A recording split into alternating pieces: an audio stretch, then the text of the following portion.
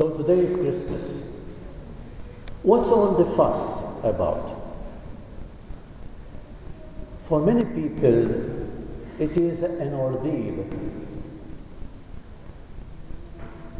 to come and to arrive to Christmas Day. Today we know how early we start Christmas. Shops are decorated, streets are decorated as early as November, and sometimes even earlier than that. And so the build-up in many people who would like to celebrate Christmas, sometimes it's a great fatigue, it's a great effort. And we end and we arrive to the day of Christmas really exhausted and down. With the presents we needed to buy, with the decorations, with everything.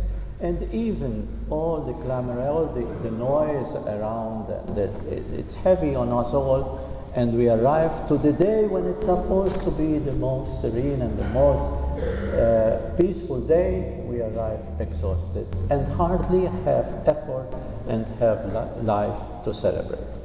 So how do we look at this? All right, we exaggerate sometimes. We go to extremes. Why? Because we are human beings. And we are created, we are wired by God Himself to celebrate. We need to celebrate. We need to get together. We need to make festive of life, because life is beautiful.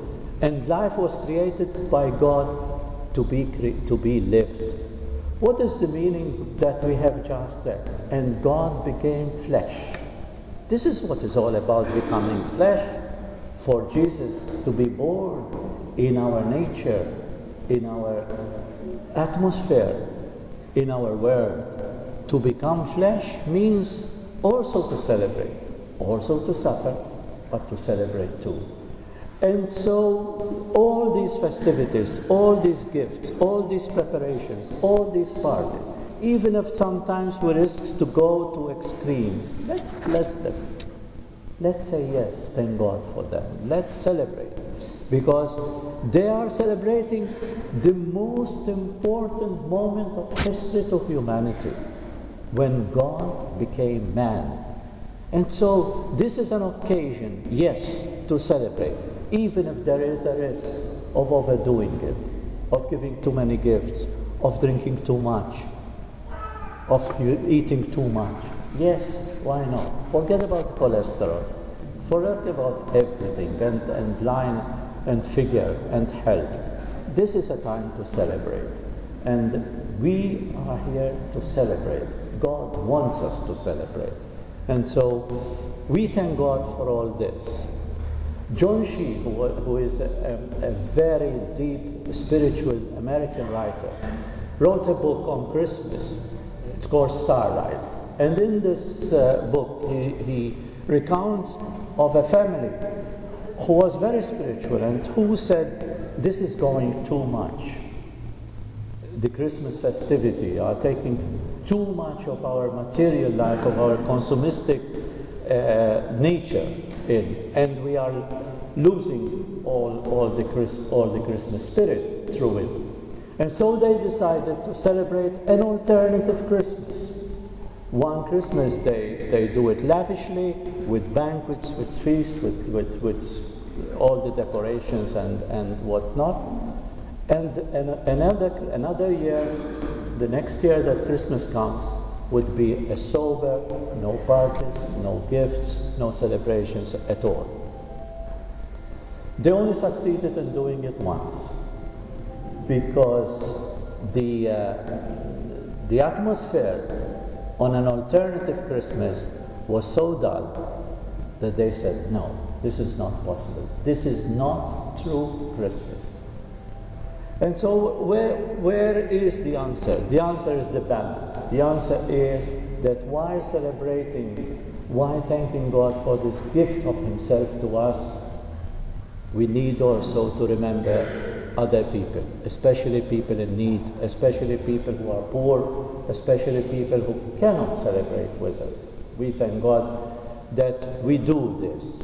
And while celebrating this, we know that we want the Spirit of God with us, that we celebrate. We wanted to keep it all the year round, not only today, but only all the year round. What is the true message that we receive today and that we celebrate? Is peace in our heart. So on this day, on these days, during these days, besides giving gifts to each other, besides celebrating ourselves, we need also to remember others, needy ones. We need to remember those whom we have offended or who have offended us. We need to remember our enemies, because the greatest message of peace is that message of love. And there is no celebration at all if we keep in our heart hatred, if we keep vengeance, if we keep difficult, if we are hard to forgive others, because this is the major message that we receive from this day. And so let us all celebrate this Christmas, this day. Go now and celebrate with a nice meal with your families and your beloved ones. But in the evening, if there is a family that you know that they are celebrating on their own, give them a ring. If there is someone who has offended you, or you have had differences during this past year with him, give him a ring this afternoon or during Christmas time, during lunch. If you know that there is someone who cannot bear to say hello to you, you are the first one to make the move, especially if he is part of your family.